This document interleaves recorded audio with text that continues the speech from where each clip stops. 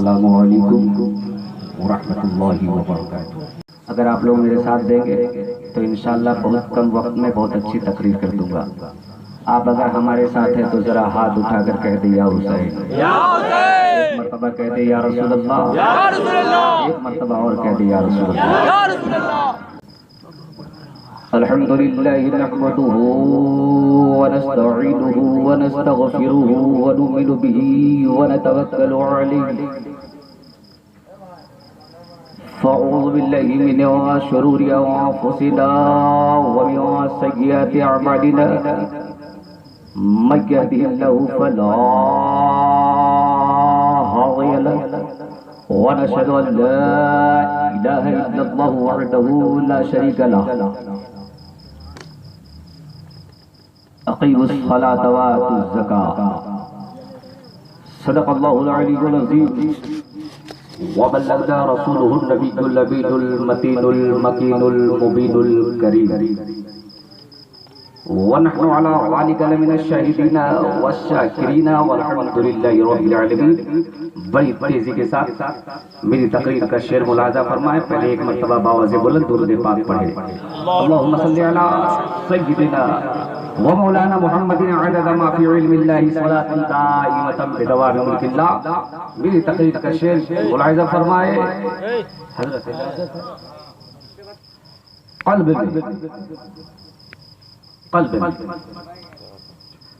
कल्ब में एक तड़प उठी, आंसुओं से वुज़ू किया। कल्ब में एक तड़प उठी, आंसुओं से वुज़ू किया। आप जो याद आ गए, अपनी नमाज हो गई। या रसूल अल्लाह, आप जो याद आ गए, अपनी नमाज हो गई। और या रसूल अल्लाह अलैहिस्सलाम, आपको देखता रहा। सजदे का होश किसको था? वाह वाह। आपको देखता रहा। कौन वो खुश नसीब है जो मेरे मुस्तफा को देख रहा है? वो खुश नसीब का नाम कोई और नहीं है, शेर खुदा मौला अली है। अली की गोद है, नबी के पाक का सरे पाक है। अली की गोद में नबी करीम सल्लल्लाहु अलैहि वसल्लम अपने सरे पाक को रखकर आराम फरमा रहे हैं। और वो नूरानी चेहरे को देखकर हजरत अली इतने खो गए कि असर की नमाज कज़ा हो गई और सूरज डूब गया। सूरज डूब गया तो शेर मुलाजा फरमाया, या रसूलल्लाह, आपको देखता रहा। सजदे का होश किसको था? एक नमाज हो गई और एक नमाज रह गई। एक नमाज हो गई और एक नमाज रह गई। पूछ लिया जाए मौला अली मुश्किल कुशा से कि मौला अली मुश्किल कुशा, आप ही बता दीजिए कौन वाली हो गई, कौन वाली रह गई। तब मौला अली फरमाएंगे, मुस्तफा रजा, मोहब्बत वाली हो गई, शरीयत वाली रह गई। मोहब्बत वाली हो गई, शरीयत वाली रह गई। मैंने अली की जूती मुकद्दस की खाक को चूम कर अर्ज करता हूँ कि मौला अली, आप मोहब्बत वाली हो गई, शरीयत वाली रह गई। आका अली से मैंने अर्ज किया, ऐ अली, ऐ अली कैसे रह गई? तब मेरे अली फरमाते हैं, जाने नमाज को देखता रहा, सूरज डूब गया। रूहे सजदा को देखता रहा, सूरज डूब गया। रूहे बंदगी को देखता रहा, सूरज डूब गया। फिर मैंने अली की जूती के मुकद्दस की खाक को चूम कर अर्ज करता हूँ कि मौला अली, आपने बंदे के लिए बंदगी छोड़ दी क्या? बंदे के लिए बंदगी छोड़ दी क्या?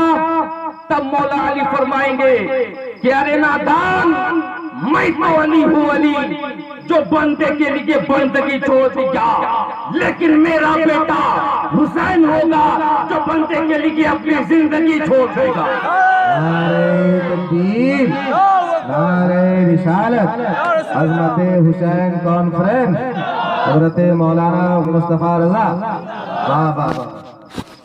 लेकिन मेरे नबी ने अली की नमाज कज़ा को कज़ा नहीं रहने दिया था, अदा में बदला था। इसीलिए तो आला हजरत फरमाते हैं कि सबसे आला वो आला हमारा नबी, सबसे बाला वो आला हमारा नबी, दोनों आलम का दूल्हा हमारा नबी। क्या खबर कितने सारे खिले छूट गए, पर ना डूबे ना डूबा हमारा नबी। और ये भी शेर मुलाहिजा फरमाए कि कौन देता है। हजरत ने शेर को तफसीर में बताना चाहता हूं, इसलिए कि हमारे उलमाए किराम तो खूब समझते हैं कि कौन देता है, लेकिन आवाम की समझ में आने के लिए मैं इसको कुछ अलग अंदाज में बताना चाहता हूं कि आवाम को, पब्लिक को भी समझ में आए कि कौन देता है।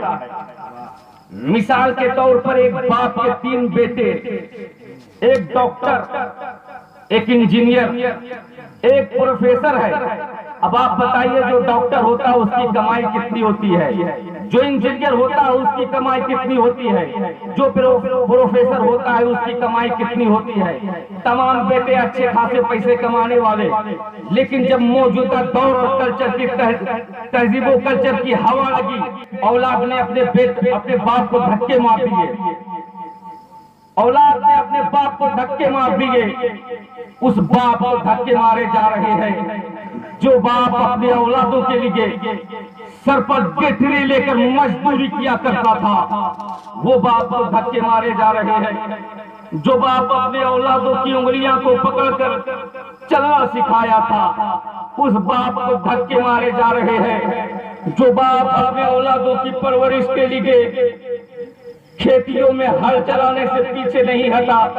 आज उस बाप को धक्के मार दिए जा रहे हैं। मैंने उससे पूछ लिया कि आपके तो 3 बेटे, वो भी कमाने वाले, और आपका ये बुरा हाल। तो वो उस वक्त यही जवाब देता कि मुस्तफा रजा, रहने को तो नाती नवासे भी है, लेकिन कौन देता है। रहने को तो पोता पोती भी है, लेकिन कौन देता है। रहने को तो बेटा बेटी भी है, लेकिन कौन देता है। बरेली का राजा मेरे आला हजरत ने फरमा दिया, कौन देता है। देने को मुंह चाहिए, कौन देता है। देने को मुंह चाहिए, और देने वाला है सच्चा हमारा नबी। अरे तकबीर, देने वाला है सच्चा। मसलके आला हजरत, कलामे आला हजरत, वाह वाह वाह, सुभान अल्लाह। दुरूद पाक पढ़े, अल्लाहुम्मा सल्ली अला हजरत। मैं एक आज बहुत ही जरूरी बात बताने जा रहा हूँ। आप लोगों से एक सवाल कर रहा हूँ कि एक बात बताए कि इमाम हुसैन करबला की मैदान में नमाज ही के हालत में क्यों शहीद हुए। वो तो हुसैन थे, वो चाहते पहले अपने खेमे में नमाज अदा कर लेते, बाद में मजहब इस्लाम को बचाने के लिए करबला के मैदान में सर कटवाते। वो अगर चाहते तो तमाम यजीदियों की तरफ अगर इशारा कर देते तो तमाम यजीदी पत्थर की मूरत बनकर खड़ा रह जाता और इमाम हुसैन नमाज अदा कर लेते। वो अगर चाहते तो अपने तलवारे जुल्फिकार को हुक्म देते तो इमाम हुसैन के तलवारे जुल्फिकार तमाम यजीदियों के धड़ से सर को अलग कर देती। इमाम हुसैन नमाज अदा कर लेते। लेकिन इमाम हुसैन आखिर नमाज ही के हालत में क्यों शहीद है। ये सवाल मेरी अक्ल ने मेरे इल्म से किया था, लेकिन मैं इल्म की ताकत से इस सवाल का जवाब ना दे सका। लेकिन ये इमाम हुसैन की मोहब्बत है। मैं इस सवाल का जवाब को इमाम हुसैन की मोहब्बत से दे रहा हूँ। पहले आप चले करबला की मैदान। इमाम हुसैन घोड़े पे सवार है, हाथ में तलवारे जुल्फिकार है, हाथ में तलवारे जुल्फिकार है। जब मेरे हुसैन ने हाथ में तलवारे जुल्फिकार लिया था तो ऐसा लगता था कि इमाम हुसैन की तलवार में आसमान की तमाम बिजलियां समा गई हो। ऐसा लगता था कि इमाम हुसैन की तलवार में आसमान के तमाम सितारे आ चुके हो। ऐसा लगता था कि इमाम हुसैन के बाजुओं में हैदर कर्रार का बाजू समा गया हो। ऐसा लगता था कि फातिमा ज़हरा का दूध इमाम हुसैन की रगों में एक नया खून बनकर दौड़ रहा हो। ऐसा लगता था कि तमाम जिन्ना दादे सुजात दे रहे हैं और उनकी दुआओं में फरिश्तों की आमीन शामिल हो गई हो। ऐसा लगता था कि सदाकत सिमट गई हो। ऐसा लगता था कि इमामत ने पकड़ लिया हो। ऐसा लगता था कि सुजात ने अपने जलवे दिखा दिए हो। तन्हा हुसैन में जुर्रते मूसा भी है, इस्तिकामत इब्राहिम भी है, इरादा इस्माइल भी है। उस वक्त सामने शैतान था, इस्माइल का इरादा पहाड़ था। इस वक्त यजीदी फौज सामने है, हुसैन का इरादा पहाड़ है। तलवार चलती रही, तलवार चलती रही, कुश्तों के पुश्ते लगते चले। हमारे इमाम ने लाशों के ढेर लगा दिए। अब यजीदी नुक्ता नजर से बहुत जरूरी था, इसलिए कि ये तलवार रुकेगी तब यजीदी कुत्ते बचेंगे। अरे यजीदी भेड़ियों को हमारे इमाम से काटते थे जैसे कोई गाजर मूली को काट रहा हो। मैमना पर हमलावर हुआ, मैमना साफ हो गया। शेरे खुदा मैसरे की तरफ रुक करते, मैसरा साफ हो जाता। लश्कर के कल्ब पर हमला करते, लश्कर का कल्ब साफ हो जाता।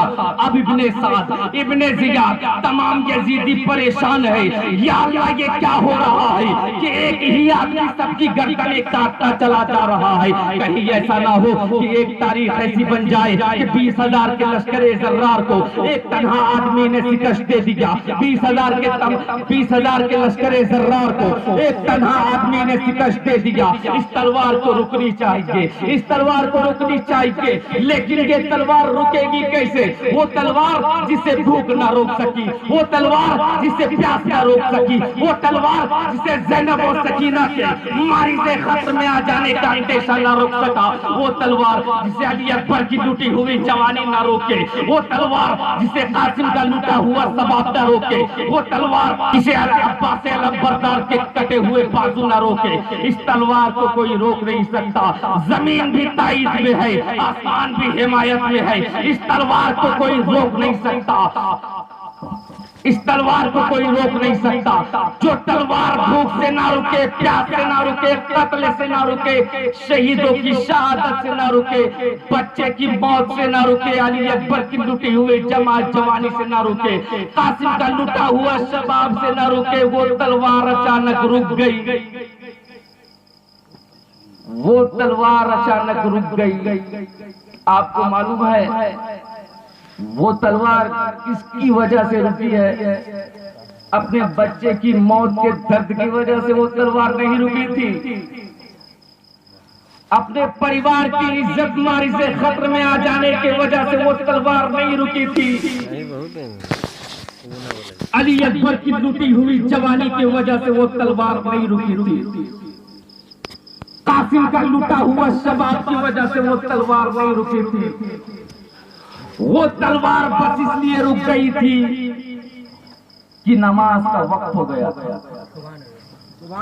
नमाज का वक्त हो गया था। उतर गए, जख्मों से बदन छल्ली है, नेजों की मार लगी है। उतर गए नमाज के लिए, जा पड़े सजदे में। अब मेरे सवाल का जवाब सुने।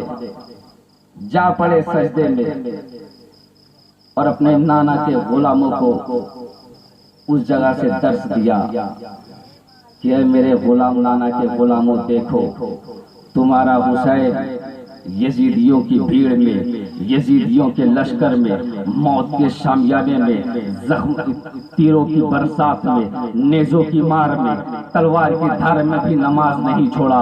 भाई मेरे नाना के गुलामों, तुम भी कभी नमाज मत छोड़ना। मौत का शामियाना लगा हो तब भी नमाज मत छोड़ना।